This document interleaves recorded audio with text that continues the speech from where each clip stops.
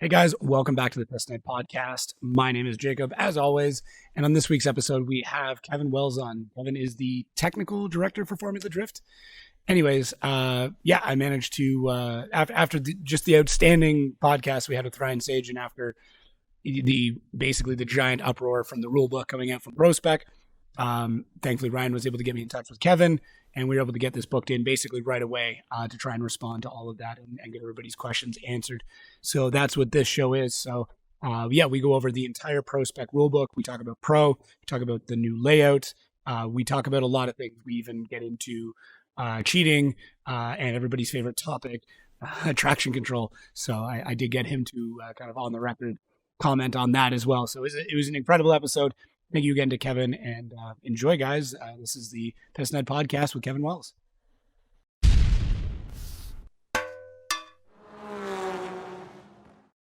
Great. So anybody who's watching live, let us know if the audio levels are good. I think they should be, but all right, Kevin, how's it going? How's everything on your end? Not too bad. A little bit crazy the past few days, but it's mellowing up now. Do you just stay off of social media, or do you just like kind of get prepared and clear your schedule and you're like, all right, I'm going to spend the next, 3 days, 4 days just answering questions and getting through with it? I really wasn't planning on doing that, but it seemed like it kind of went that direction. So I tried to figure out where people were talking about things and try to see what they were talking about, and then started trying to answer their questions. Yeah, fair enough. And for anybody listening or watching, Kevin's Corner on Instagram, Corner with a K, is a great spot. If you haven't gotten to check that out yet, that's just an awesome spot to get a bunch of the questions answered right away. We are going to go over them, but if you haven't read that yet, you really shouldn't be complaining in the comments. That's how I see it. I've always been a fan of, if you want to bitch and moan, make sure you've done your research first. So,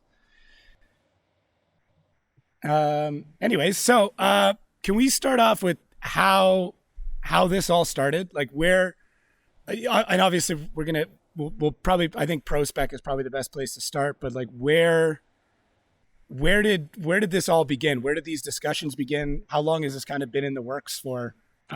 Because I don't think it's been a today thing, that's for sure. Well, I mean, I guess the origination of the ProSpec idea just kind of started developing over the past few years, talking with obviously our track staff and going to the different events and seeing how the cars have evolved. And when we're in Japan, we actually have a lot of time at the events due to how it's structured for the most part.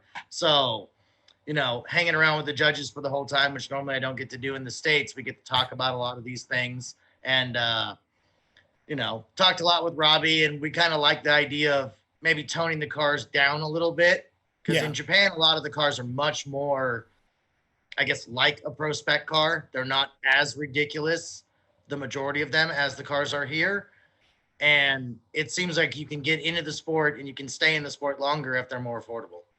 Yeah, which makes sense. I think we've seen a lot of guys, burn out financially. There's been a lot of guys that have come into Pro 2, do a season or two or something like that, have even a minor wreck or a sponsor fall out or something major change in their program, and then that's it. It's over, and we never see them again, which sucks because a lot of them could be incredible drivers. Right, absolutely. And I mean, that's part of the thing, is answering all these people's questions and all the things on a regular basis. You just kind of see that there's so many people that take a year off once they get their license. Yeah. To build the car. Well, especially, we see it a lot between Pro 2 and Pro. But yeah, there are definitely guys who take time off between Pro-Am and Pro. That happens a lot for sure. Right. And the thing is, you're not driving for 12 months, 18 months. It actually affects them a lot, and they don't realize it when you're spending the whole time either working on your car or doing something else.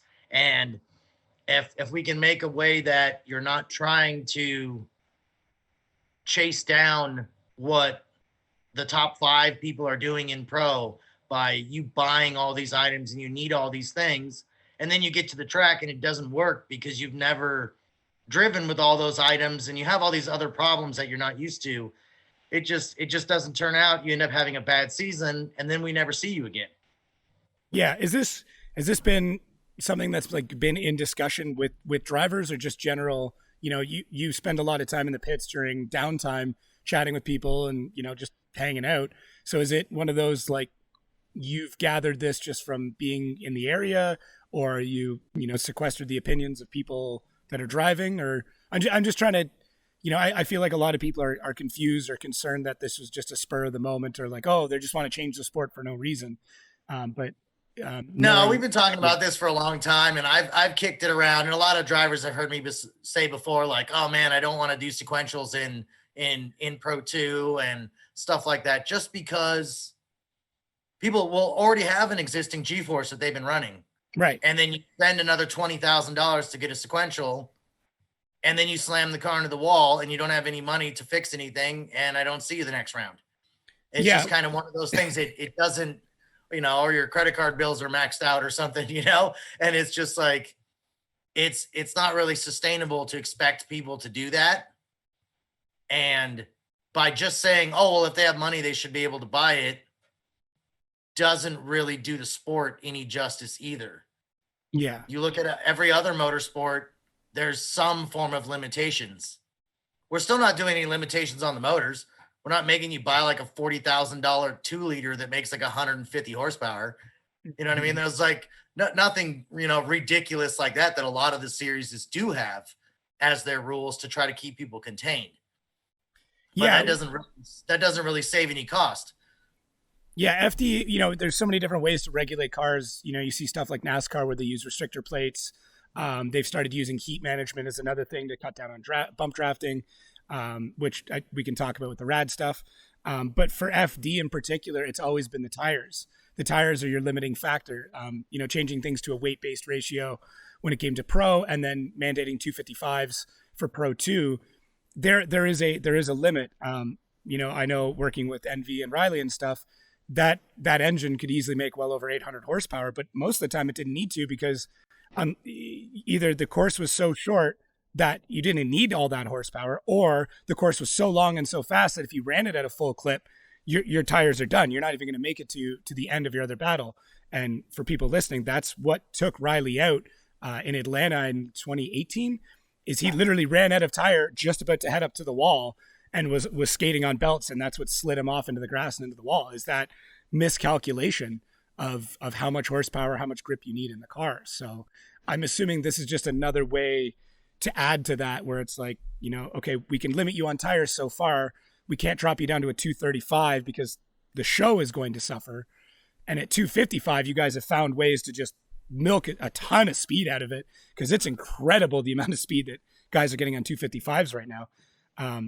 So stuff like sequentials and things like that, I'm assuming is going to play into that as well. I thought when I saw the rad limitation, that was part of it too, that like you can only, it's definitely a cost thing because it's expensive to do a rear mount rad and it adds a lot of problems.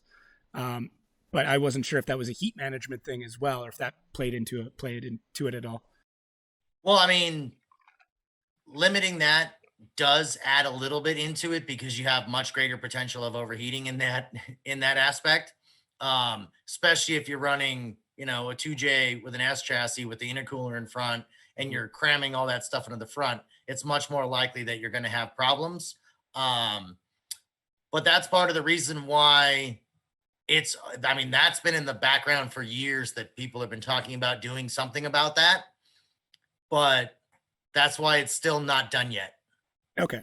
Because, I don't know if you read that one, but basically it's considering it in the season of 2023. Right. Yeah. It's still a ways off. Right. So the earliest it could happen would be 2024. Yeah. So right. So there's a long time between now and then to figure out if this is a good idea or not. Mm-hmm. But I wanted to put that in there just to kind of plant the seed that it could be possible. Yeah. And I think based on the rollout and based on the rule books, there's going to be a lot of other changes that are going to be implemented before then. And I think a lot of people, realistically looking at it now, guys who are in Pro-Am who say, hey, I know now that my next jump is going to be pro spec. I don't need to do this now. So it sounds a lot like this is almost a trickle down, that you are setting the message now for the grassroots and Pro-Am guys, or the guys who are like, hey, I want to be an FD pro driver in 3-4 years. Okay, well, just a heads up before you set that path, understand this is how your car needs to be built before you get to that point. So yeah, like I don't know how the licensing is going to factor into that. If we're going to see guys still jumping from pro-am all the way to pro, or how the licensing is going to work. Based on my conversation with Ryan, it sounds like that is still something that's in the works. But um, yeah, I think it's great that you guys are at least giving people the heads up years and years in advance. And like, if you're building your car now, don't worry about the rad yet. Right. And I mean, it all depends too, is I mean, you look how things have changed. The S chassis was the primary chassis.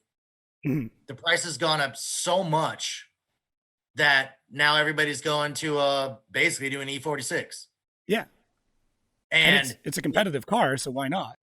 right. And the E46 has enough room because it comes with a 6 cylinder and it has enough room to do the 6 cylinder and the rad and an intercooler Mhm. versus a car that came with a 4 cylinder that wasn't designed for that amount of length of engine in it. Yeah, so And I mean, so realistically, that so front rad is only limiting cars that came with a small engine, anyways, where space is going to be a factor. Because realistically, if you came in with anything that's an inline six or a V8, you should be able to fit those elements in there. right, because it already came there with a similar proportion motor Mhm. factory. Yeah.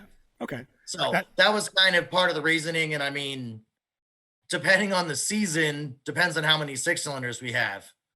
For I want to say 2 years ago, we were like 60, 70% V8, Mhm.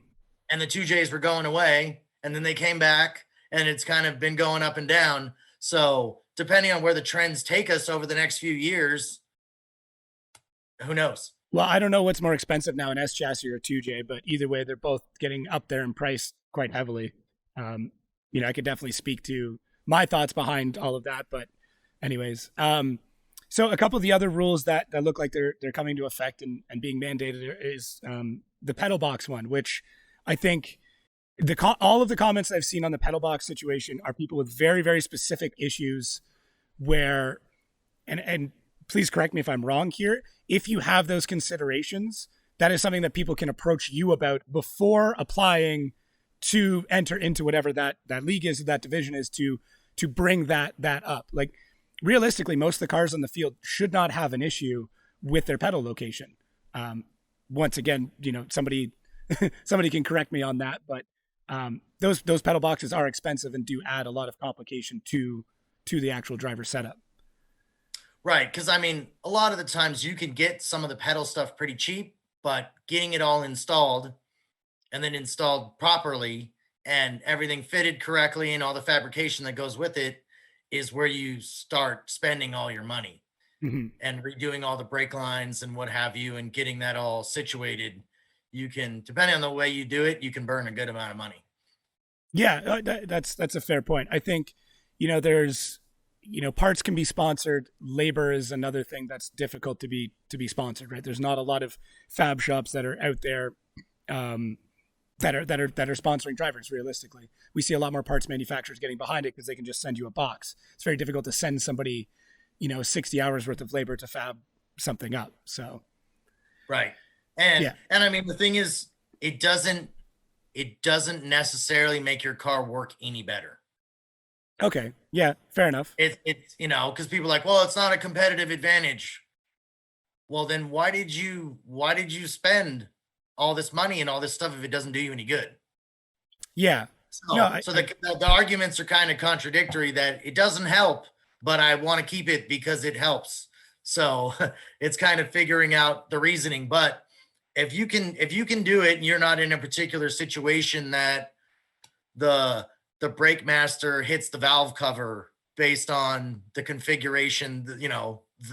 the motor swap makes it a problem, Mhm. then you should be able to use the brakes. There's enough master cylinders out there, and the guys at Willwood are amazing on the things they can get done if they know what they need to do. Mhm. So you should be able to size things properly. Is this in maybe a roundabout way? Because there's always been talks about trying to get certain chassis out of the series, like try and set a year rule. Is this in any way a part of that, where it's like, okay, these chassis are getting older. Here's a set of rules without, specifically saying you're not allowed to run this anymore. It's just going to be like, hey, like it's time to look at something new where this has already been figured out.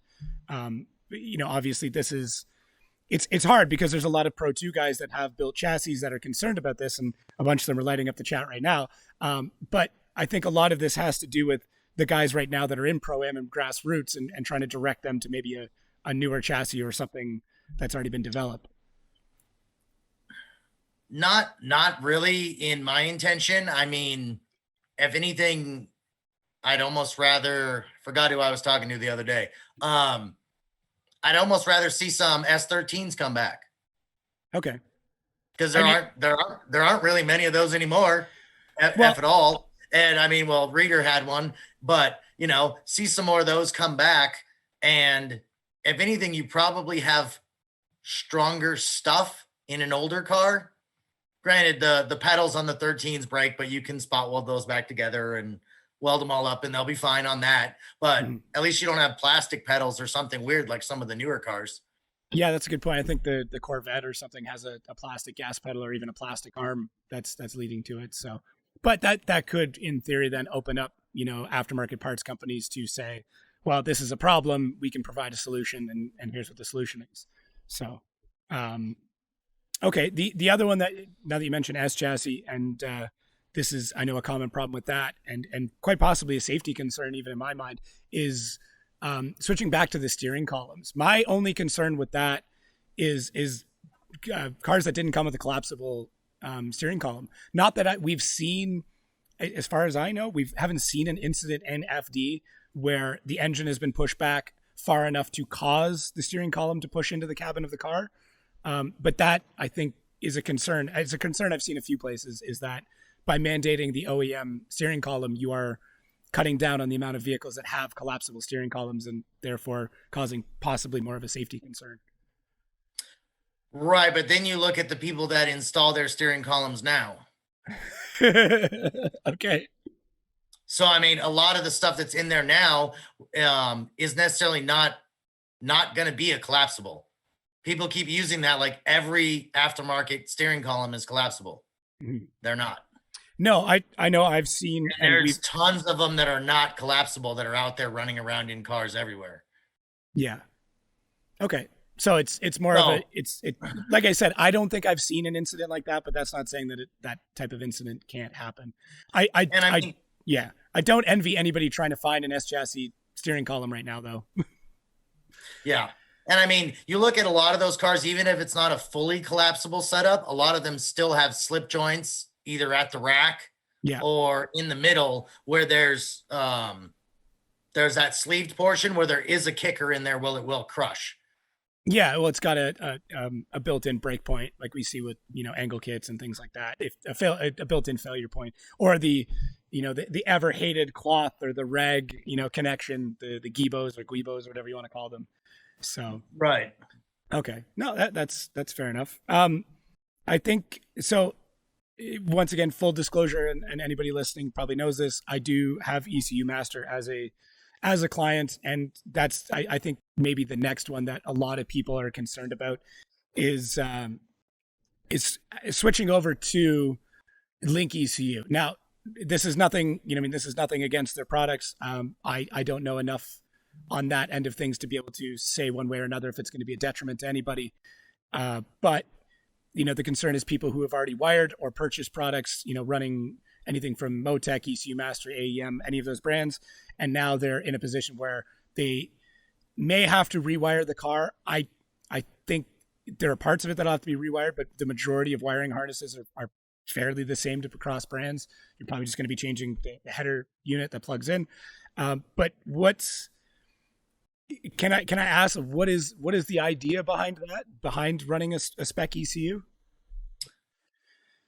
I mean, I think the idea is more of a level playing field. Okay. And it's kind of bringing everyone a little bit more together. It makes it way easier for data collection. It makes it way easier for doing things in the future that we might want to do for judging or something, because you actually know what you're getting into. We collect data right now, but it's a little difficult because I don't even know how many there are off the top of my head. 9 or something different ECUs, I all can with think of different setups. 6. Yeah, I can think of 6 instantly. So, There's well then yeah, you've got InGen Pro, oh yeah, I didn't even think of the that. Brazilian one. Yeah, We have One Fuel Tech. There's quite a Life few Racing. different Yeah, right that are all different types of setups, and it makes it a lot more difficult on those things. And hmm then it kind of makes it back into the money race again. yeah, If you have the ability to buy more features than the guy that's running a Mega Squirt or something. So you yeah. can do different things to give yourself an advantage. And that's what I would like to kind of limit to try to keep more people in the sport. Will there be anything outside of that? Like, is it going to be possible for someone to run, a secondary system that could do something else? Something I've started to see is like tire temperature monitoring, where it is run through partially through the ECU. I don't know if that's going to be allowed, if there's going to be allowed secondary ECU systems to manage other things, or I would assume that if you're running a spec ECU, you're going to be running a spec firmware for the season, which will then have some spec mapping things, so that way people aren't hiding things. And if there is a concern, then you can just pull the data logs and go, okay, here we go. We know the firmware. We know this hasn't been altered. This is what's happened. But I'm just curious if people want features that maybe aren't there, are they allowed to run a secondary unit? Well, like if you wanted to do different data logging type items, you could run that through your dash, or you could Okay. run that through your aim system or something. Um, and that would be completely acceptable. I mean, if you wanted to run a second ECU to do something else, then probably not, because that makes it very difficult to figure out which one you're actually running on. Yeah. But Link does offer a whole bunch of add-on different features. So I'm sure Okay. if there was something like that they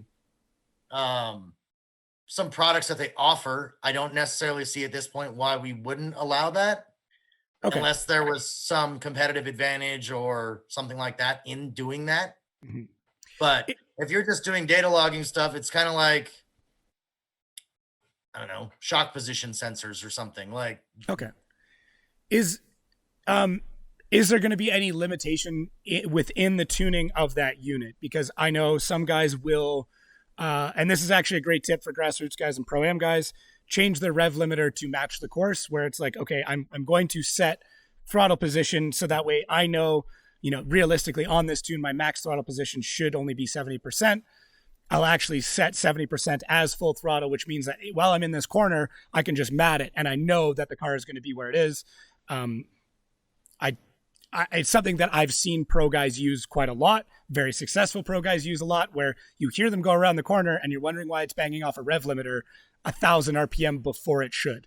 Not that my ears are that perfect, but you can definitely tell the difference between two similar engines that are doing two very different things. So is there right. going to Or be if any? Yeah, I was saying, or if it's raining. yeah, exactly. That's another one that, like, I think a lot of Pro 2 guys and stuff like that just or Pro Am guys, it's a quick little tip. If it's raining, drop your rev limiter way the hell down. But is there going to be any any regulation behind what you are allowed to change in the ECU? Because obviously, if we're still allowed to run a multitude of engines, there needs to be changes. I just didn't know if there's going to be features that are going to be deliberately disabled. Things like maybe two-step, something. That's just the one that comes off my mind. I don't know what else there could be, but I mean, the motorsport more type features, probably a lot of those will be disabled when it comes out. okay. Just so they can't be used for different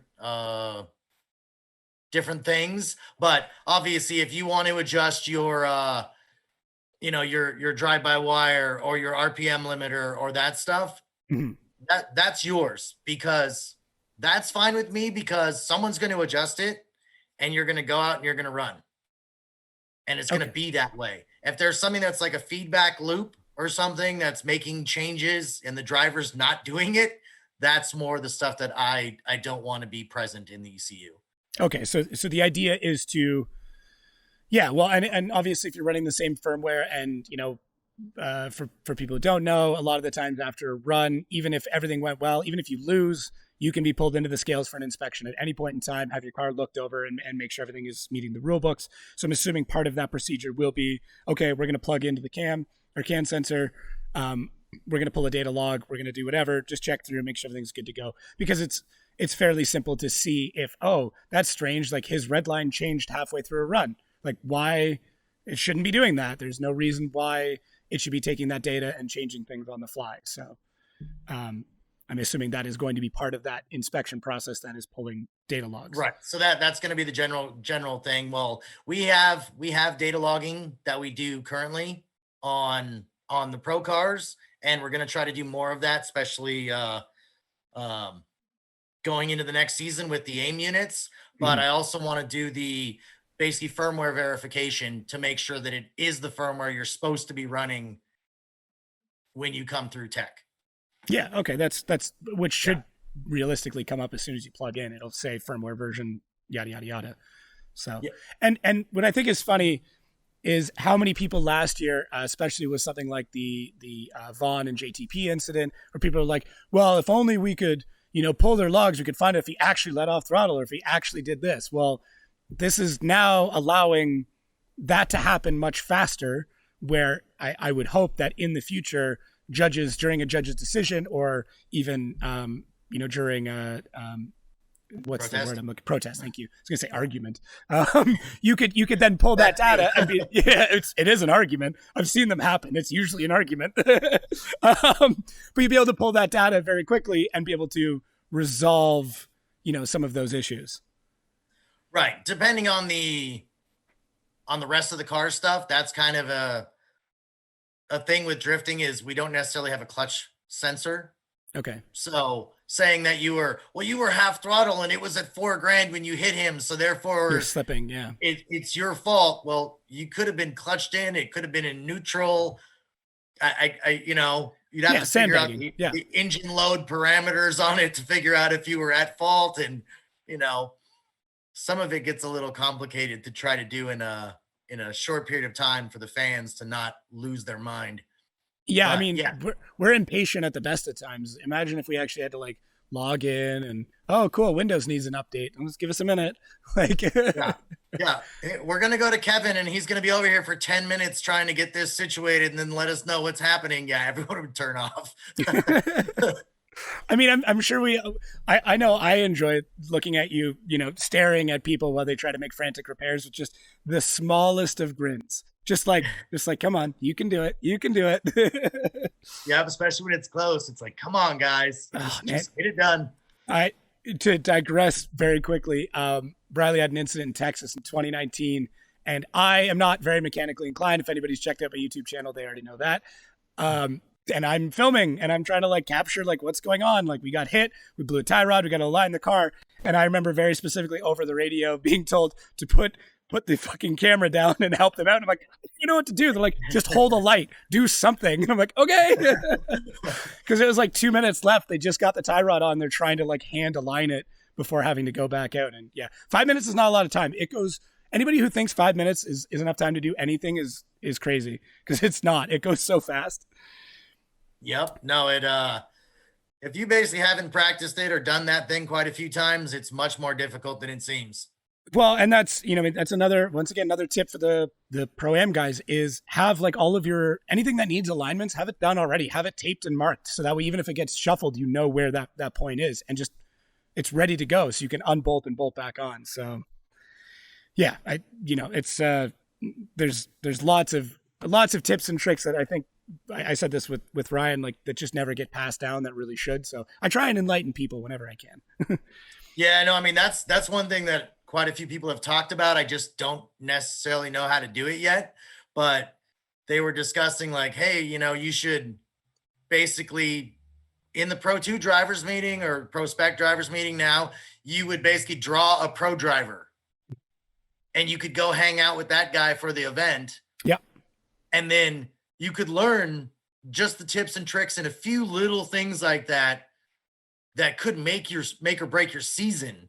Yeah. If you just would have thought about it, because you could learn from someone, but trying to arrange all that is a little difficult. But it's you need a a buddy internship program, and it's not the same guy for the whole year, so you can meet different people, and every event you get a new guy to hang out with or something. I don't know how you I think do that'd be it, but so it'd be cool. beneficial. I really do. 2021, let's make it happen. The intern program. He's drawing names out of a hat. I think we've made enough changes. People are already upset. I did get one question come across asking about the changes to the bell housing to SAE. That was not something I was super familiar with. To SFI last year. SFI. Yeah. Okay, sorry, SFI. Yeah. My bad. Just wondering the thought process behind it. Once again, it's not something I'm super familiar with, but just curious. Well, I mean, the basic thought process of it is, I mean, we were just talking about how much power these cars are making. Mm-hmm. And we don't necessarily go in and inspect your flywheel to make sure that your flywheel is SFI or FIA certified or what have you, or your clutch or those rest of those mechanisms. I don't necessarily who put it on or how it's done. And have you ever seen one of those things come apart? Yeah, I've seen enough videos, and it's scary. It's super scary. There's people there are drivers who have lost legs even with SFI bell housings where like things have just completely come through. Like that's Oh yeah. It's crazy. Yeah, I mean, we were at an event and it was a regular stock K8 car that a guy was revving up off the limiter, and it popped and broke the concrete and flew pieces out all over the place. Mm-hmm. And it was one of those things like, you know, he got super lucky because it tore through the floor on the passenger side instead, and there was nobody over there. Oh, but man, it's one of those things like, it's a pain to get it done initially, just like the Hans device, just like the Halo seats, just like wearing a racing suit. Fire suppression. Yeah. Right. If you're the guy and it happens to you, or, you know, just one of those things, it's kind of not worth it in the long run. If you can make it just a little bit safer for not that much more money, I guess it's worth it. It's more expense, but if it happens, it'll definitely be worth it. I was gonna say, imagine trying to work for a living if you're missing a leg. Right. Yeah, and I don't, the healthcare system in the U.S. is a whole other animal than in Canada. I've only recently found out what people have to pay for certain injuries, and it blows my mind. So it's crazy. I'm never leaving home. I'm never leaving to the States again without some sort of insurance because it scared the shit out of me. Oh yeah, no, it's terrible. I mean, I've broken both my arms and whatever, and yeah, I mean, you're $5-10 for something that's super small, and that's crazy. I couldn't imagine needing surgery on your femur as you have to get airlifted out because you're bleeding everywhere. And yeah, dude, it's going to cost you a freaking fortune. Yeah. So essentially, well, to put it back, essentially what happened to Riley Sexsmith, that would have cost him $500,000, based on his injury. But anyways, cool. Yeah. I think, I'm trying to keep track of everybody. This is fantastic. Everybody who's in the chat. Thank you guys for your conversations, because these are great. So just getting through once again the posts that you put up on Kevin's Corner FD, corner with a K. I kind of like that. My wife hates stuff like that. It always bugs her. She's like, why can't we just put why are we forgetting vowels and consonants and changing letters for no reason? It's spelled wrong because someone else already has it. No, really? Yeah. Holding it hostage. Well, not the FD part, but the Kevin's Corner part. All right. What was the other one? Winner's quick change. So I'll take my own take on this. There are so many tracks that you absolutely need a quick change rear end in, or several rear ends in order to compete. Obviously, people are like, well, Frederick Osbo didn't have one, and yada yada. Yes, you're right, but they had several differentials. And that team was incredibly good at swapping them out, that a quick change wasn't necessary. That they just, Steph's thinking 1,000 years ahead of most people. And he's like, oh, we don't need it because I can just drop it out and put one in 20 minutes instead of 8 minutes. Sorry. Right. So, and they had different transmissions to adapt with those rear ends based on the conditions that they were in. So yes, I mean, it's a different way of spending the money to get to the same place, kind of. Okay. So that's something you guys aren't looking to get rid of. It's obviously not in the rules right now. It's not in your forecast. I'm assuming that's something that if people are investing now in a winner's quick change, they're pretty confident that that's something they can use in prospect going forward. Yeah, I mean, I kicked it around before, and I was trying to do the pros and cons and everything else, but it's basically like you said. There's no one. I mean, before we used to have what Cause, Tomei, who were all the people that used to make diffs? That Oh everyone man. had a diff and they were all giving away diffs and all those companies, and everybody had 3 or 4 diffs with $1,500 diffs in each one, Mhm. with all the fancy, whatever that carbon company was that made their different diffs. Oh yeah. And by the time you're there, you already have a winners, Yeah. right? And the And gears are then cheap. Like the gears really aren't that like you can what is it? Just outside Texas, there's like an old race shop, and you can literally like there's a bin of winners quick change gears. You can just go in and mix and match them. nice. You can like fill a Oh, bucket for like $200. that's that's a damn good deal. You it's need to it's a get their great deal. business card. I'll see if I can find it. Dove's got it somewhere. All right. But No, yeah, I that's mean, it just seems like the quick change has pretty much become part of the sport. mhm. And with the amount of power that everyone's putting down, even on 255s, you're just gonna break everything constantly. Yeah. Yeah, I agree. And And well, and some people may not know this, but like, there is definitely a power leech when you switch to a quick change as well. So like it's not the only advantage you have is being able to change your gear ratio faster than dropping the whole diff out. Other than that, you're adding more weight to the rear end. Um, they tend to hit on everything because of how low they sit. right. That's about it. um, Yep. so it's really not, the only real benefit from that is just being able to switch. So what else do we have in here? We've covered a lot already. Um, so you've say once again in this. So Link is going to be helping out with the cost and wiring and support with this change is what it sounds like. Yes, correct. So that basically for all competitors that are full season registration in 2021, they will be providing an ECU to those people.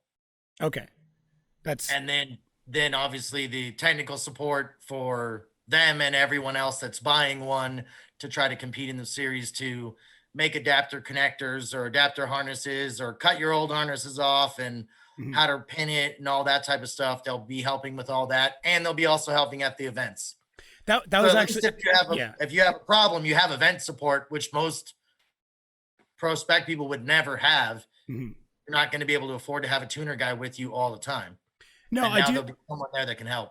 Yeah, I do know a couple of companies will have people there, even just as spectators, where they're like, "Hey, we're on call if you need something." My only concern with that is just you're going to have, let's estimate 30 people all running the same ECU, possibly more when we get into pro, but that's a fair bit. That's a fair bit of ECUs.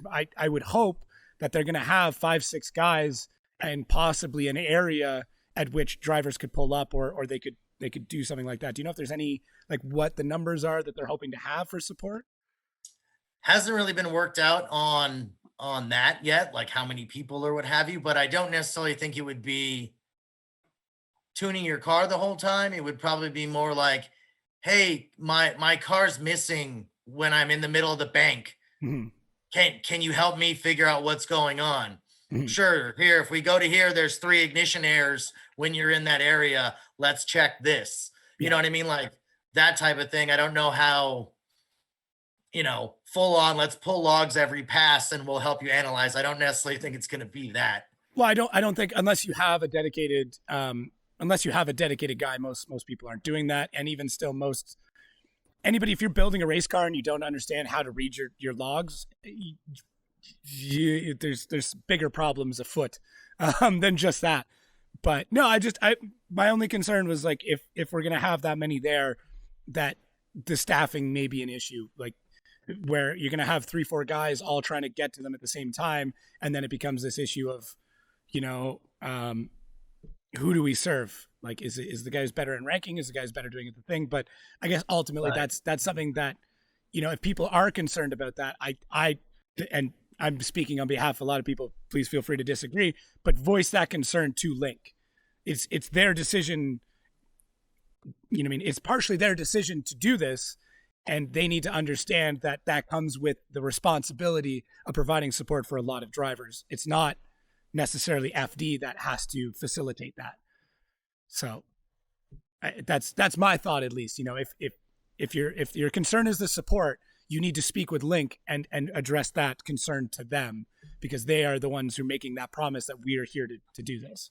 So, not to Right. point blame at And I anybody mean, prematurely, but and Link is going to offer training courses and that type of thing to get people familiarized with the software and the data logging and the downloads and all that, so they can hopefully work towards being more self-sufficient, and being able to help troubleshoot some of their own problems. yeah, So that is in the works to help with a lot of that, and at least try to get people off to a good start. yeah. So Well, that's good. I'm glad that they're making concessions ahead of time to ensure that this is going to roll out smoothly.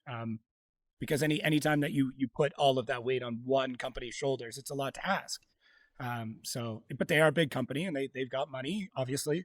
If they're spending it sponsoring to that degree and they're offering that much support, then hopefully they're allocating enough.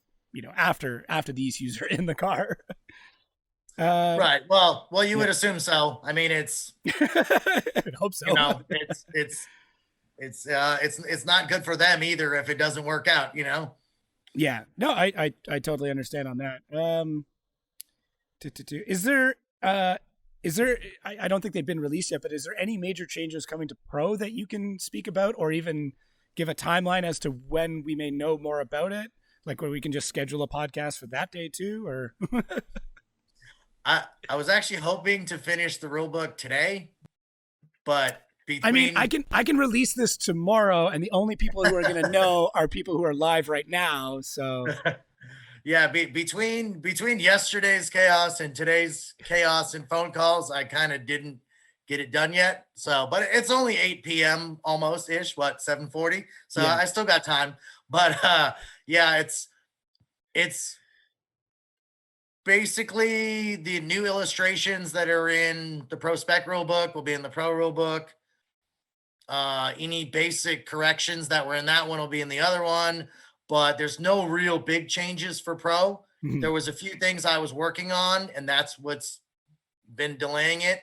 But that's not going to be in it because I can't get to where I'm going here fast enough. So I've been speaking with some of those teams about some of the things that I've been thinking about doing, and I'm just going to release the rule book and go from there.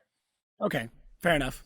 Fair enough. Well, like I said, hopefully we can do this again. I definitely want to do more, closer to the beginning of the season as things get more implemented. Um, so to any of the Pro 2 guys, because realistically, the guys who are making the biggest fuss and making the most noise right now are either diehard fans of Pro 2, which I am one of them, Pro 2 drivers and their teams. What can you say to them to like put them at ease, or do you have some sort of, here is a good action plan going forward? Because I don't know, like in my mind, I have thoughts about Pro 2 drivers having the ability to move up to Pro maybe a little bit easier, to make room for more Pro spec cars to come up, so that way they're not having to make major changes. But I just, is there anything you can say to like maybe not to get them to shut up, but like to calm them down a little bit? Well, I mean, it's kind of hard. Initially, when I put together the Pro 2 concept, that's exactly what I wanted to do. Mhm. Is I wanted to have them be the exact same type of cars it's in Pro. That's why basically all the rules were 100% the same except for the tire to weight. Right. And it doesn't seem to work very well, if that makes sense. I agree. There's, I you agree know, to a point. I can see how that can be seen. I mean, someone comes out of Pro Am and they build a $200,000 winning pro car and they enter Pro 2. Mhm. and they slam it into the wall at Irwindale. which happened and has And happened and continues to happen. right. And the thing is depending on when they do that, they're gone. Mhm. You know, I mean, I kind of look at it that a lot of the rules are to keep the chassis to live longer. Everyone always wants to weld everything together and, tube this and tube that and all the inside and all that. But when you wreck it, you can't fix it. Yeah, A lot of it, if you destroy the main part of the cage, it's over. the car's shot. Yeah. Right. It's done.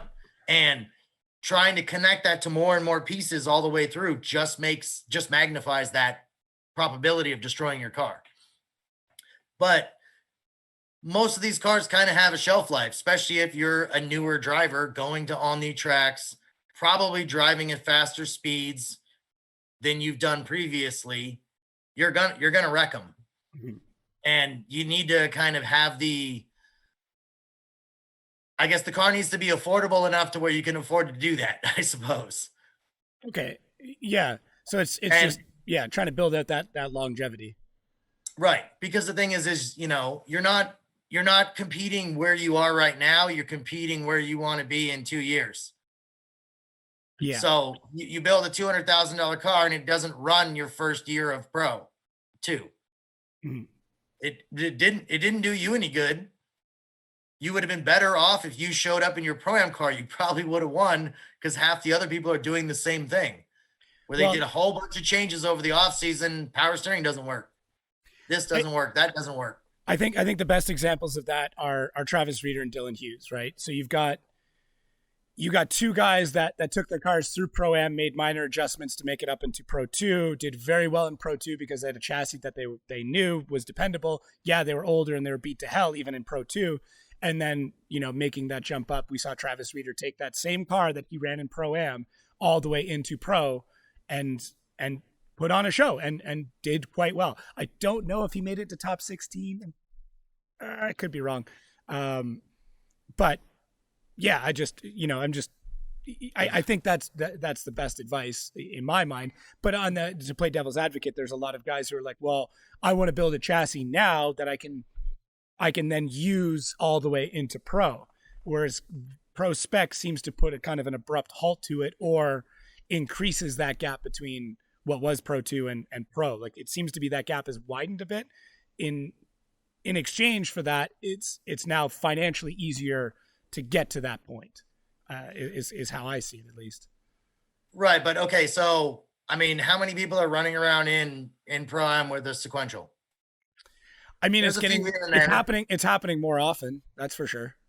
Right. But if you already have a 4-speed GSR or, G-Force in there, then you basically don't have to do anything. Right.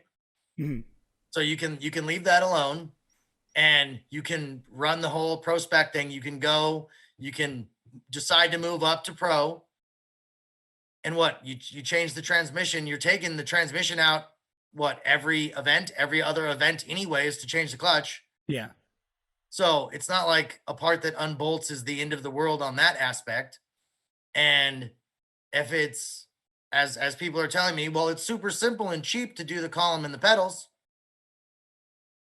So if it's super cheap to do the column and the pedals, then just do it then. Mm-hmm. I don't, you know what I mean? It's kind of the argument. It's kind of contradictory. If it's so easy, you want to do it now. How come it's hard to do it later? So it's more of just like, are you trying to like force reallocate funds by saying, okay, we are forcing you to save, okay, let's say $2,000 between pedals and column, right? It just off the top of my head, it could be less, it could definitely be more. So is the idea then, okay, we're gonna take that from your budget, and then you now have that money you would have spent there, and you can spend that on tires or practice time or replacement parts, or like is that kind of the thinking behind it, or is it to incrementally drop that budget? Because it's not necessarily all the money. It's more just the simplification of things. Okay. That if you're not taking your car somewhere for a week or two or whatever it takes, because you take it to the shop, they're not going to do it right then. and they're not going to give it back to you instantly. Parts Mhm. got to show up, get ordered, fitted. You're losing all time that you could be driving a perfectly good car. Okay. So it's You just know, it- yeah. if it's more about the driver than about the car, you can have the best car on earth and not be able to drive it, and you could have the best car on earth that doesn't run either. Yeah. No, that makes sense. I'm curious, especially for the guys in chat right now. Like, does anybody have a solution that may be better? Because like I see what you're getting at here by trimming it a few $1,000s here and there over the next period of a few years, we're going to get a budget down. Now, obviously, there are still going to be people. I don't have to name names. You can, if you know Pro 2, you already know who these people are, or Pro. There are people out there who just generally have massive budgets or significantly larger budgets than somebody else. So now the only difference is that they're just going to have more spares or just more money to tie up into something else. Like, is it Right, but you look at Riley's team. How many diffs did you have? How many yeah, trannies did you have? How many axles did you I have? mean, we went I through know like you three guys had a trannies in a spare. year. Right. I know you guys had a spare motor, right? Yeah, it's fair. So all of these minor savings could go into the spare parts Okay, fair. because Yeah. people are like, oh well, it's only $10,000 more for a sequential. Yeah, but what about the second one? Well, 10,000. Yeah. How many tires? Yeah, actually, that's a solid point. What about the second one? And sequentials, in my experience, need rebuilds far more often than H pattern dog boxes do. Right. I've seen Seem to I've be seen more sequentials torn apart than I have four speeds. right. Tad bit more finicky sometimes, you Mm-hmm. know? Well, it's built to slam gears together, right? Like I know. Obviously, a dog box is kind of the same thing, but not in the same flat foot shifting realm. So okay, so it's more than just that one thing. Like I think a lot of people are stuck on the pedals and the column, where that is a part of the package that is, I mean, the transmission needs to be rolled into that, and then possibly the rad later on. So is Yeah, I it mean, I went back and forth quite a bit, and I talked to a few different pro drivers about the pedals and the knot, and some people were like, "Yeah, just get rid of them," and some people were like, "Yeah, just keep them." It's easier in some cases mhm. for getting depending on which brake calipers you're running, or if they're stock or if they're not. Trying to get the balance dialed in is easier if it's on the one than the other. But in a way, it just adds so much more complication to something that you could just go drive right now. Okay. And then, I mean, then you see there's quite a few of the Pro Am and Pro 2 drivers that showed up with that Chase Bay's single master. It's basically a clutch master cylinder. Yeah. That's all to the stock pedal assembly.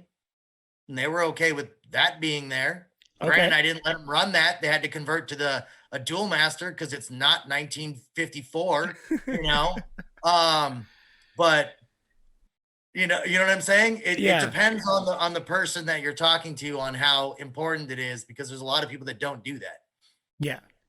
And I think there's a lot of people who are outraged to be outraged. Like I know, okay, personally speaking, if it was me, if I was a Pro 2 driver, I had every last dime locked into this program, and someone says to me, okay, now you've got to switch back to something else, I would be upset as well. Um, but it seems to be one of those, like, this is a, not that like the greater good, but like there are going to be some people pissed off in order to make sure that this series continues, because we're seeing bigger and bigger budgets even move into Pro 2. Like, one point that's been brought out is there's never been so many toter homes in the paddock, right? There's still guys, Jonathan Hurst, great example. There's a guy with an open trailer who went out and damn near won the championship, and in some people's minds should have won the championship. So I guess the idea is like, this is trying to increase seed time. Like, this is trying to allow people to reallocate those budgets and cut down on the finicking and the fucking around, for lack of a better term, and just get out and drive. Right. And I mean, like, I think that's where the story is. I think that's where the hope and the inspiration is for all these drivers and people coming up, is people like Jonathan Hurst. Oh, look, I showed up with a dually with an open car trailer with my car in the back, and I kicked everyone's ass. He did. He That's drove so awesome. well. Like, I mean, that I think is much more inspirational and much more towards the goal of what I'm going for. That you Mhm. don't have to come up with $200,000 to come do good Mhm. and throw it in your car. That you can do it on a budget and you can do it well. Was there any thought to just going, okay, we're going to open ProSpec, but we're going to start it in 2022. And this is your notice right now. 2021 remains the same. 2022, here's the rule list. Take it or leave it. Or even 2023, give people 2 years to completely build a spec race car. I mean, that was considered with the timing, but it's kind of one of those things. The only rule change that is this year is the transmission. Okay. So I'm So, I'm I'm basically giving you 2 years already, yeah. right? And I I'm wonder how many giving people you. don't actually know that. I wonder how many people think, oh, I have to do all this right now, and I have 3 months, 4 months, or whatever it is until day one. I bet you I there's a got a lot. call. I got a call from a driver last night that was like, "Oh, hey, by the way, basically, if you saw my post, my bad. I didn't really read it. I thought all that had to be done this year." Okay, And so it was like, "Oh, that's cool." I mean, I just didn't see his post, so I wasn't mad about it. But it's one of those things. At least he's cool enough to be like, "Oh, whoops," you know. yeah, yeah. And I I mean, to that point, we're talking about the pedals. That's 2023. Yeah, that's a good point. So there's So time. so you basically already have the 2 years. That's why I wanted to bring this all out now Okay. and be like, here's kind of the roadmap. This is kind of where we want to go. And instead of being like, oh, it's the end of the 2021 season. Hey guys, by the way, here's a free ECU.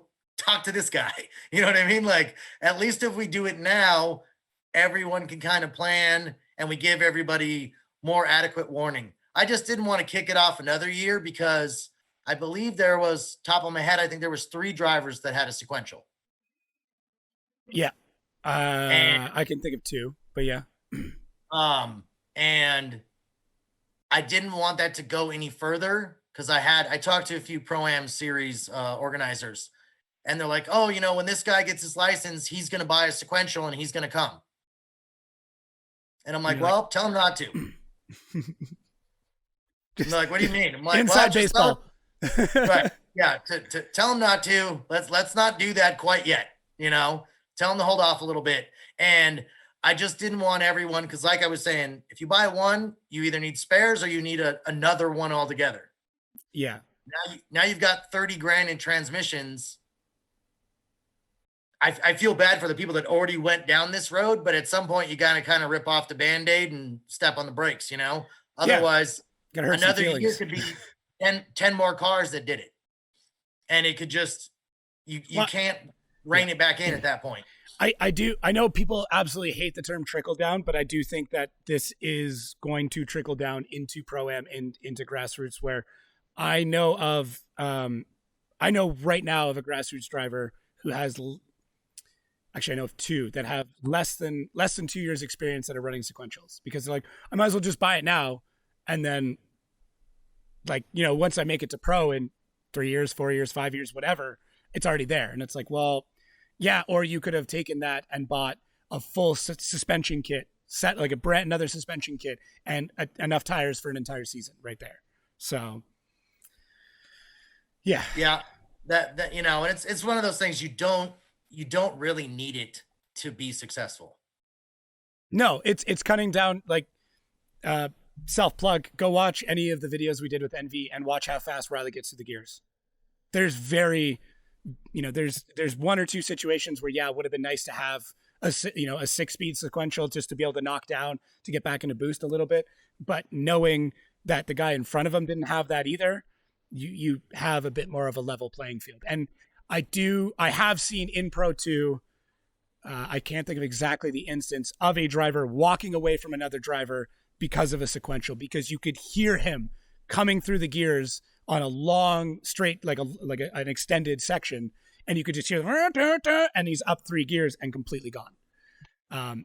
And then he ended up overshooting the next corner, but that's neither here nor there. but everyone that saw that is like, you know what I need to do? Get a sequential. I need to go get a sequential. Yeah. They ignore the fact that he flew off the track. They just saw the gap that was generated, and they want to generate gaps too. And they don't realize how much budget he has to spend to then, go through and redo the dogs in it and redo, whatever else. I don't know enough about them to know exactly what you need to replace, but I'm sure I said something wrong already. Cool.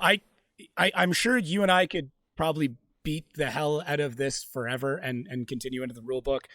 For anybody who is truly, truly interested, please go check out Kevin's Corner with a K and Kevin's Corner FD with a K, and go through that. And I'm sure as more questions come up, you'll probably be updating that. It's that you've been good getting back to people. I do want to talk about the format a little bit because that's something that's really cool to me, and something that I have been very vocal about for a while. Is I don't like the division between Pro and Pro 2. I don't like that they're treated as two different animals. I don't like that they're on different days. I don't like that the fans have a choice not to watch Pro 2 because some of the best battles we've ever seen have been in Pro 2. Some of the most exciting stories, some of, just the most thrilling media has come out of Pro 2. Now that everything, what's the official, what is the official schedule now? Is it going to be like qualifying on the same day with Pro and Pro Spec and then competition on the same day? Or is it going to be like I can't remember. Is it like a 3-day where it's like qualifying, then top 16, then top 32? Well, previously that's how it was. It was practice for Pro and practice for Pro 2. Then it went into qualifying, and then Friday was Pro 2 competition, and Saturday was all Pro. Right. That's what we used to do pre-COVID days. Before the vid. Right. In the normal world before the zombies. So now it's going to be Thursday practice for both. Friday will be qualifying for both. Okay. And then Saturday will be comp for both. Okay. So it sounds like Pro Spec comp will start like super, super early in the morning. No, not really, because since we basically the plan is whatever. Probably shouldn't. Whatever. Here it goes. Yes. So in theory, we're gonna start top 32 and go to the finals. Okay. So no more breaks in top 16? Well, I'll have the break between top 32 and the finals of Pro Spec and Pro. Oh, okay. So that gives me 3 more hours back.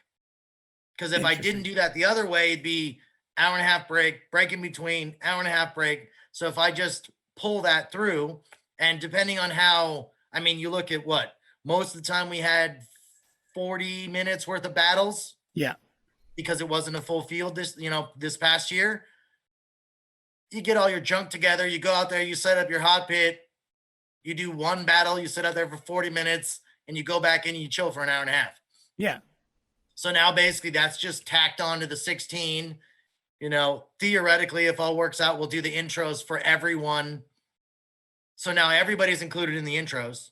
That's cool. Instead of just the 16 in the intro. So if you have a bad weekend or you didn't qualify well or something went wrong, at least you got that exposure, which I think will be powerful for those drivers. Just to be able to put that on a sponsorship list and just be like, hey, I was seen on TV, your logo was seen by this many people, especially if it's the same stream, now you are gaining so much more publicity. So I'm going to take a digression break here really quick. Get your media together now, Pro Spec guys. Get a media guy. Anyways, go on. But absolutely. There should be so much that they can capitalize on due to the rescheduling. Yeah. And, having them qualify on Friday, in front of the fans, and obviously COVID permitting, the autograph session will all be combined now. Mm-hmm. Love that. So all of that stuff, I think, is a big value that's kind of been ignored in this whole process. But I wanted to kind of do it all together. Okay. So if we're doing everything, we're changing the rules, we're changing the name, let's throw it all in and let's do a reset and give everyone as much value as we possibly can. Yeah, I think that's fair. So I just want to clarify because I might have been a bit confused on it. So you're going to start, are you going to do top 32 to 16 with pro, and then start top 32 to 16 with pro spec, and then do it that way? Or is it going to be like top 32, you get a pro and then a pro spec and then a pro and then a pro spec? What? Do I? I think I got confused here. So okay. So say it'd be 2:00 in the afternoon, right? Yeah. We would bring out top 32. Well, they would get 1 hour of warm up, right? Okay. Like standard deal. So you get your 1 hour warm up. Then we would do intros, go straight into top 32 and full pull all the way to the finals. Okay, I got you. And that'll be one series. Trophy ceremony, yeah, all that during basically, in that halftime gap, trophy ceremony, wrap that up, and then go into the warm up of pro, then top 32 of pro, all the way to the finals. Okay. Done. Okay. Sorry. I for some reason I got in my mind that like both groups are going to be hot pitted at the same time. And then it'll be like, okay, a pro driver goes up and a pro battle goes up and runs. And then a pro spec 32 battle runs. So it'll be this slot is this slot is this. Okay. Got it. Yeah, that would be, you'd have to have like a decipher wheel trying to watch it on live stream, figuring out what's going on. That would be too much. I mean, the graphics guys have their problems as is. Could you imagine if they had to switch between pro and pro spec? It'll be incredible. You try that at like Orlando or somewhere that doesn't have any pit space. It would be amazing. That was my other concern. I was like, yeah, there'd be a lot of confusion. You get pro spec guys pulling up against Osbo, and like, it would just be like, no, you're not supposed to be here. So, okay, that makes a bit more sense. I do like that. I'm assuming that kind of cuts down on the tracks. Well, I guess no, because it's the same amount of time you guys are renting out the space because you're just doing practice the day before, splitting up the practice time. And yeah, so the only downside with this is that you're between top 32, there is no break between top 32 and 16. So like if you had a problem, you had some time. Whereas now it's like, no, you're getting into it. Like this car's got to go. Right. But I mean, you think about it, you're literally only doing 2 laps. Yeah. Granted, they may be the 2 craziest laps because who knows who you're against. Right. Yeah. But you get through that. And, even if you're halfway through the bracket and then you start the top 16, you still probably have a half an hour regardless. Yeah. Yeah, no, I know what you mean. To get something done. So at least it's not like a top 4 battle where as soon as you pull into the pits, I'm like, okay, let's go. Finals, do this. I've seen it. So, I've seen it. It's kind of, it won't be quite like that, but it should be interesting. Yeah, I'm happy to hear that. I'm happy that it keeps people, hopefully get people more engaged. It's going to help with, the publicity of it. Do we know how many drivers are going to be in pro spec? I guess it's tough to even say because I don't know. When did registration go out? That's not really my department, okay, but I don't think it's out yet. Okay. I'm curious to see if there's going to be a drop off or if there's going to be more inclusion or how that's going to work, or if we're going to, I don't even know how many guys from Pro 2 are moving up into Pro. I wonder how many guys who were going to stick around in Pro 2 are now going to jump up to Pro, just be like, you know what, screw it. Like, yeah, I'm kind of curious. I might have to have a couple of those guys on and just talk to them and see what their thoughts are. Yeah, I don't know, that might be interesting, but I mean, free ECU, an extra incentive to join this year. It's a good point. That's a big chunk of change that you can pull out of your budget. Yep. Another chunk of change you can pull out of your budget. Or if you already have an ECU, just sell it and then you've also gained some money. Or put it on the shelf and wait for Pro. I'm assuming Pro isn't going to a spec ECU. I think think there'd be a flash mob behind you if that happened. Yeah, no, there's a lot of money tied up there. That's not anywhere in the works yet. Okay. I gotcha. One project at a time. Oh, that's good to hear. Yeah, I do like that layout a lot better. I know, yeah, especially from my own perspective and being selfish, if and when I work with another Pro 2 team or Riley makes a triumphant return, that's great to have, a lot of exposure because the Pro 2 guys, they struggle. They struggle with budget. Some of them do. There are definitely some people who have a lot of money, and good for them. And anybody who hates on them, you would be doing the exact same thing. So don't shit on them too hard. Uh, but yeah, it's. I think it's good just to give him as much exposure as possible. I know personally, I've always tried to have as many Pro 2 guys on as I can and help them out wherever I can, because it's the future, man. Like if you want Pro to continue to be good, then you have to breed a good Pro 2 or feeder series or Pro Spec or whatever you want to call it. So Right. And the beauty about basically making the cars different mhm. is before, if you were in Pro and you were 17 and down, you could compete in Pro 2. Right. Right. Because the cars were basically the same. So Yeah, now just tires. right, just tires. And we saw But Dirk Stratton, Ryan Literal. Those are two guys off the top of my head that did that. right. So as the cars deviate more, in theory, it would be open to all pro drivers. Okay, so they could either have that'd be kind of tough for a lot of them, but we may see pro drivers build a pro spec car and get into that competition. Sure, why not? I mean, you look at a lot of other series that have, it's a different class entirely. Mm-hmm. There, it would be like Kyle Busch or something running Busch and then running the Sprint Cup the next day. Yeah, well, Stewart did that. Stewart used Right. to run like dirt track and NASCAR at the same time. So Right. yeah. So it's kind of the same difference like that. So that might also bring some interest, because now if you just came into Pro Spec, you could be running against, basically one of your heroes or something the next day in tandem. And you don't have to you have no don't idea worry what you could get. yeah.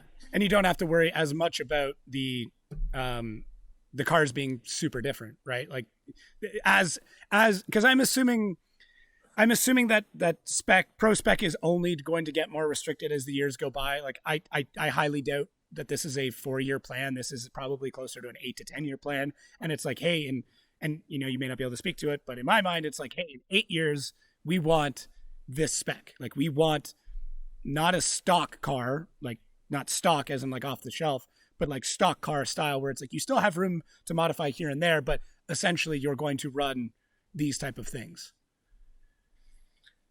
That would probably be way out there in the plans, because it's just, that's kind of the beauty of drifting, is the variety of cars. Yeah. And I mean, it's kind of the last hot rodding that's left. Yeah. Yeah. A lot of the stuff is so restrictive unless you're running, no prep drag racing or something that's completely open. Everything else is very restrictive. Yeah. Yeah, even no prep, like you still need to have certain things that limit what you can and can't do. So no prep is just insane. Oh, it's ridiculous. I love it. The power they're making is outrageous. Yeah.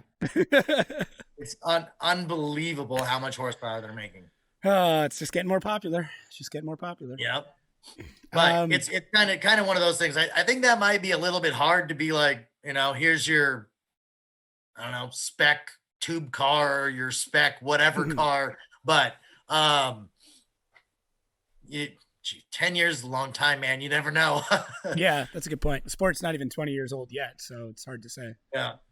But at least you guys obviously have some sort of plan in the works for the next, let's say, 5 years.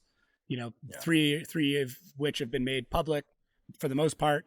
And then I'm assuming there's probably a couple of years behind that where you're like, I have a pretty good idea where I want this to be and what this is going to look like. So, yeah. And a lot of it'll just depend on how it goes over the next few years. Maybe one of these ideas is stupid. I mean, there's a few people that might think that. I don't know. Right. Yeah, there's a few, but so if it's a terrible idea, then okay, my bad, and we'll fix it. Yeah.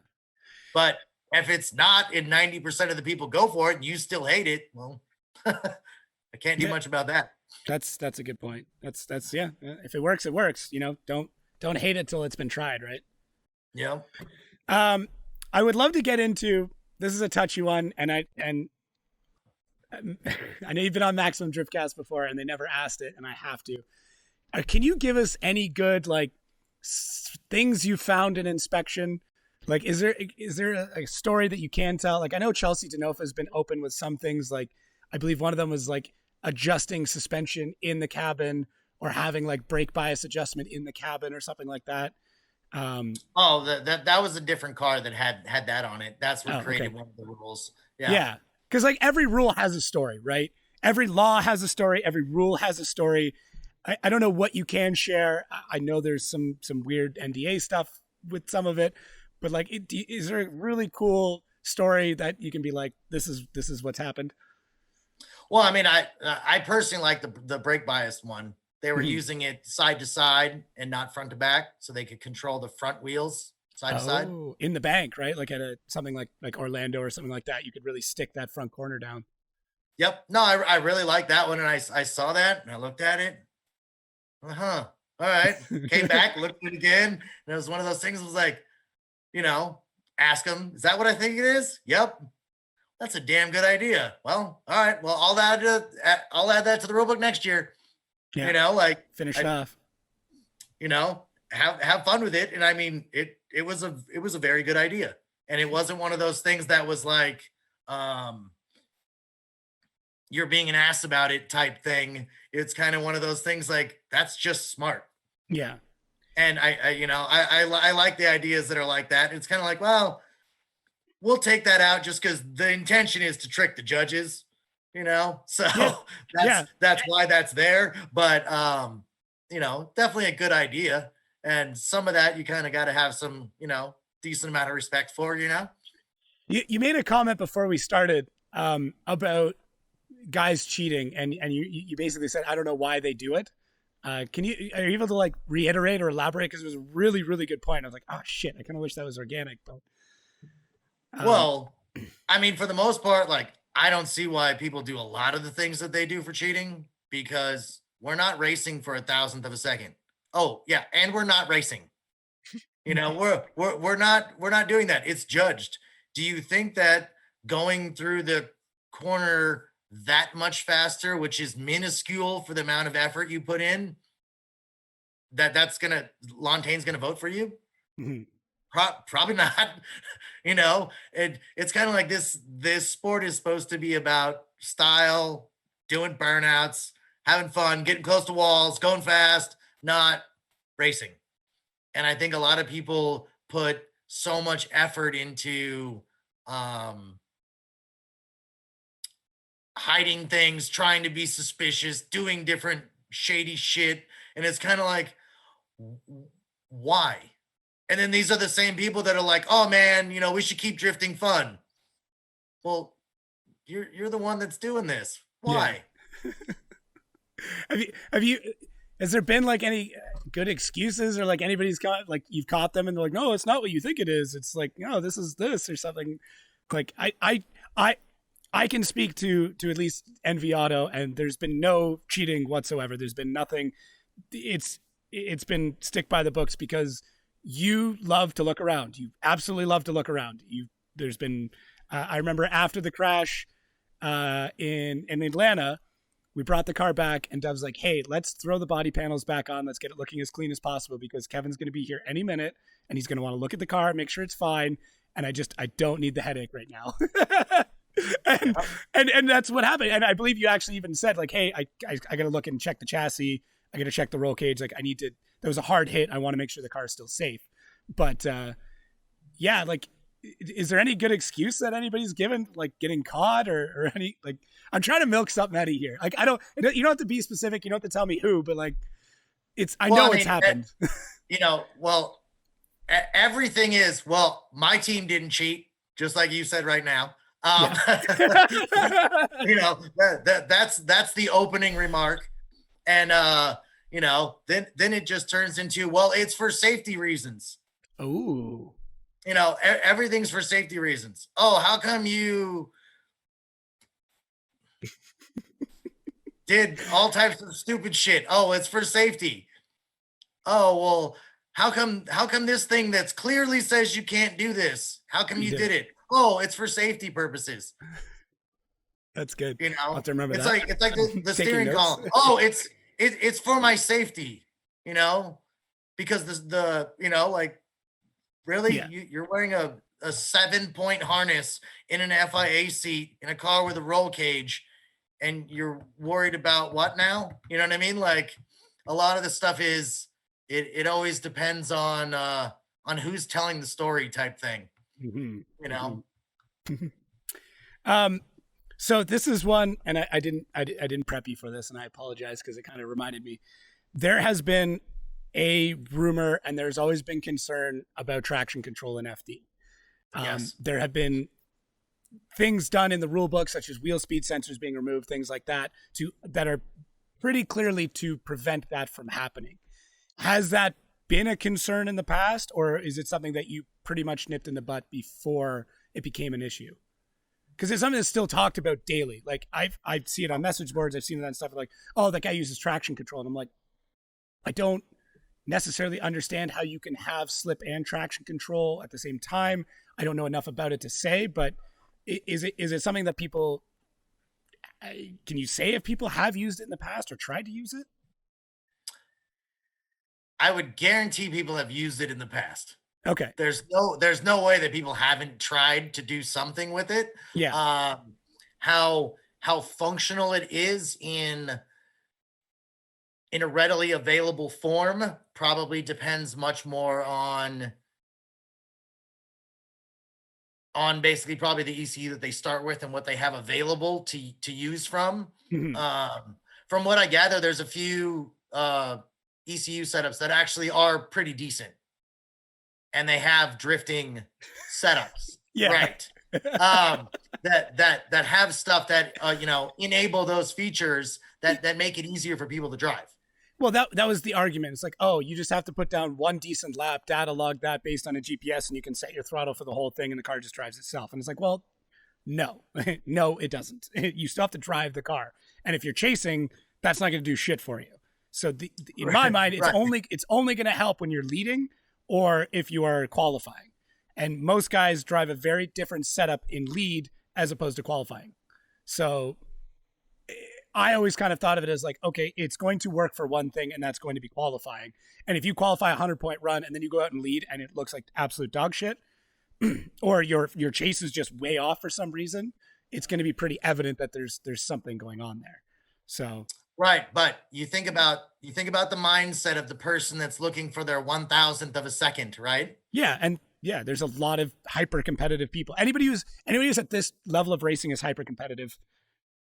It's just in general, you have to be to get to that level. There's no way you put up with those road trips and gas station dinners and shitty hotel rooms and being broke all the time if you weren't hyper competitive. Right. And I mean, that's the thing is it just depends on, it just drives people to find different ways to pick up that extra little bit. Mm-hmm. And if I can pick up that extra little bit and I can take you to Gapplebee's because you can't keep up with me, and then I turn it off and I drive the car in the follow, either way, I have a huge advantage. Yeah, that's a solid point. Because if you can't gap me, then I'm probably going to win in reality. Yeah, you just have to have an active chase in the follow. Okay, fair enough. So a lot of that stuff I could see being beneficial if it was used correctly. That's why I try to keep an eye out for that stuff as much as I can, because that's another one of those things that just kind of ruins the sport. Yeah. It's like a steroids kind of thing. Unless everybody's using steroids and then the sport's just crazy. Right, but then the problem is it's the guy that can afford to buy the best steroids. Right, yeah, it's a solid point. Do you think there's steroid use in FD? Because like I mean, a couple of those dudes are jacked. Like there's a couple of guys I've seen walk around without their shirt on. I'm like, shit, I'm jealous. I have no idea. I saw one of those videos of Turk doing his pull-ups thing, and they threw the Rockstar to him, and he drank it and all that. Dude's I was ready for him to join UFC or something. I was waiting for that to be the next announcement. Smash the can on his head and go fight people. Do you, well, Human Rahimi just jumped in the chase and stopped talking about me like that. I'm sorry, Human. I've seen you run though. He is incredibly fast. He is scary fast. I do you think that'll ever be a concern? Is like performance enhancing drugs? Like I know there are things out there that that are very that help with focus and help with reflexes and stuff like that. Like caffeine. Like I'm addicted to this drug. Like, do you think we'll ever get to the point where you're testing? Yeah, I was gonna say Dr. Pepper. There we go. Oh man, how much do you drink? That's the real question. On average, realistically, how much do you drink, and is it concerning? Yes. I don't know. Today and yesterday. I'm probably 14 cans deep right now. Between 2 days? No. Today. I probably drank that many yesterday and that many today. I can't say shit. I drink 2 pots of coffee a day, so I really can't say much. Yeah, no, Man, that's crazy. I hit it pretty hard. I see that. Do you like? What do you think of Doc then? Because Doc is basically like almost Dr. Pepper. It's like that, but it's got a little bit more caffeine in it. So Okay. that's kind of one of those like, Jeff, what's up, buddy? Let me just grab one of those. Now, you have three. If I drink those, like I drink this, I'll just be sitting there just shaking away, dancing around. Yeah, it's got a little too much kick for me. All right. Have you ever been bribed? Like not successfully, because you wouldn't tell me that, but has that ever come up that like a driver or somebody has come up and been like, hey, I was like, well, I got a hotel room for you, or we're gonna take you out for dinner, or like so my dad was a fire inspector, right? And he worked in a really shitty city for a long time. And there was a hard and fast rule of like, no, you cannot. You're a government official. You cannot be bribed. I know the lots are. My dad tells me he never was, but he couldn't take meals. He couldn't take anything. I would hope that you kind of have a similar line in the sand, but like, has that been a thing where you're like, shit, I think that guy's trying to bribe me? Like, usually there's always like courtesy Dr. Peppers, I mean, that's a low level. Considering you drink Right. 14 a day, Well, that's not a bribe. I mean, we're not talking anything good, know. I mean, Dr. Pepper's amazing. Don't get me wrong, but we're not talking high value, I suppose. Okay. So Dr. Pepper, like, I know we gave you Dr. Pepper, so like I What? You didn't see the Mercedes that I drive in my mansion? That's all bribe money, right? Oh man, I had somebody ask me about that with Ryan Lontaine, and they're like, "Oh yeah, Ryan Lontaine's getting bribed and all this shit." I'm like, "Look, I don't know the guy super well, but I know him enough to know generally where he lives and what he does." And I'm like, "There's no way that guy's getting bribed, man." Like, well, yeah, there's no way. There's nobody in FD. There's a handful of drivers that even have enough money to be able to hand someone a bribe worth enough to make a difference. So, yeah. I have a couple guys in the chat, a bunch of people asking me, is ProSpec getting a top 32? I guess we need to know how many drivers are in ProSpec first if the registration hasn't opened, right? True, but yes. Oh, it is. Okay. Like if the spots are filled, it is. Yeah. Oh, okay. There you go, guys. Shut up. Yeah, no, I mean, if we have the drivers, we'll do it. Okay, yeah, I guess. I just wasn't sure if it was getting capped again. That's all. Yeah. I'm glad to hear that. Yeah, surprise! It's top 4 only. Can we do that? Took a second on that one. I was like, what? I would love to see something like that as like a sideshow with just like unlimited cars, like whatever tire you want, a drag radial on whatever you want, ultimate, unlimited, 4 cars, middle of, in between, pro spec and pro sideshow. Here you go. Here are 2,000 horsepower drag cars with drag slicks on, and we're just going to try and get them to drift. I would pay the admission just to sit through that and then go home. We'll work on that. All right, cool. One other one. No one else has brought this up yet, but when are jumps coming?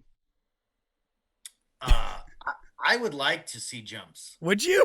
So would I. Yes. No, I've liked that idea for a long time. Yes. That would be an awesome halftime show right there. Yeah.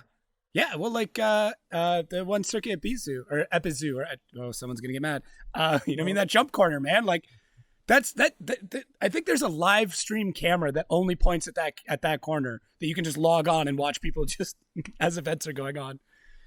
Or Orlando has a jump, yeah, and wait till you drive Lake Erie because it's got a wee bit of a hump in the middle too. So depending on that track layout, there might be some air. You're gonna have to send me where that bump is, just Uh, so I 100% know where that is on the map. okay, I have pictures. A good buddy of mine, Drift Dave, who's one of the crews on NV. I have a photo of him catching several inches of air going off that jump at like 70, 80 miles an hour, like full clip. It was really cool. But yeah, So I'm sure I can point that out to you. so should we include that in the track layout or not Yes. include? No, definitely include it. I think because then, all these, like, I know a bunch of people are gonna get mad, but all these slammed hot boys are gonna have to do something with their car, and you're gonna have to adapt for your suspension. Like you're gonna have to add droop in, which is going to increase grip, and it's gonna screw everybody up. That's why I like it. See, now you're the mean guy right now. Oh, You're telling dude, me- I'm all you about the guys show. get cars, Yeah. you know? I'm all about the show, man. Like, if it's gonna make the show better, if it's gonna make it more exciting, if it's gonna, I watch NASCAR for the crashes, I watch UFC for the injuries, I watch hockey for the fights. That's who I am. As terrible as that sounds, but yeah, I think we're almost at 2 hours already. I know we talked about it, but I told you it goes quick, right? It's great. Yes, it does. Is there anything else you want to cover that we haven't touched on? We went through a lot. I tried to get through everything. Yeah. Is there anything you're really looking forward to changes wise? You're like, this is going to be awesome. I mean, I think we have some, the schedule ideas are good. We're gonna have some different other things coming for qualifying and stuff like that, hopefully to make things interesting. So with any luck, all that stuff should be out in the next week or two, and should be all set, and hopefully get everybody excited and ready to actually compete in pro spec and pro. Yeah, I'm incredibly excited. I'm hoping the border opens up so I can come down. If nothing else, just for Lake Erie Speedway. Any Pro 2 drivers that need media, if the border is open, you got your guy. I got to shamelessly plug. Do you? Yeah. Is there? Yeah. I'm excited for the season. I'm excited to get back. I miss everybody. I miss the camaraderie. I miss the white claws, the hugs, the high fives. Hopefully we can do that again. But yeah. Sorry. One last question. I got to get to this one. I completely forgot. Is there anything changing for Pro-Am, or is it going to more or less reflect what's happening with Pro Spec? Pro-Am, we only do the safety rules. Okay. We don't do any of the other competition rules because I don't know, say you're Losi at Lone Star Drift. You may have a good relationship with Kenda. It doesn't affect me if you want that to be all spec or you want to run only tires from dumpsters that have been burned. It doesn't make, you know what I mean? It doesn't it doesn't matter to me what you want to run on that. So that's all open to them because it's their organization. Whatever, however you want to run your house is how you want to do it. Gotcha. Cool. All right. On that note, thank you everybody that joined in chat. It was great. I tried to get as many as I could. There was so many, it was overwhelming.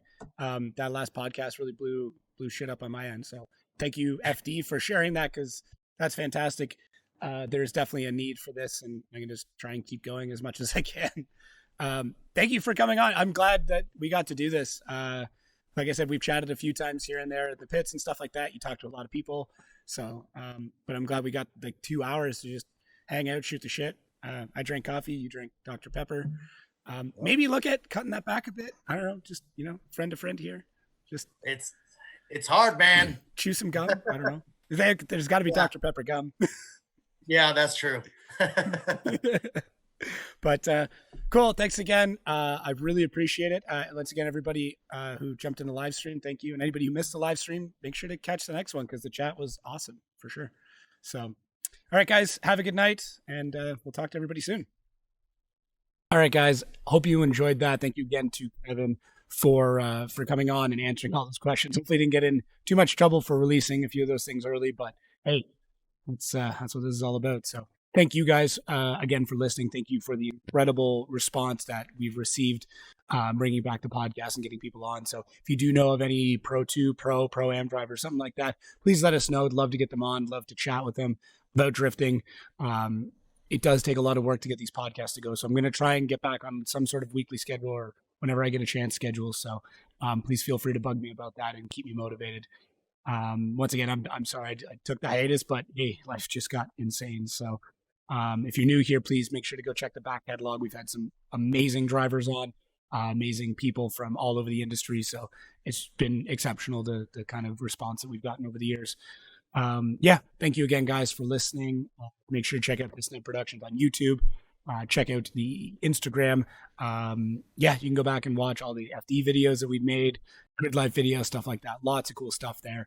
And I will hopefully get Instagram up and running again and be more than just posting these podcast things. So thank you again, guys, and we will catch you next week.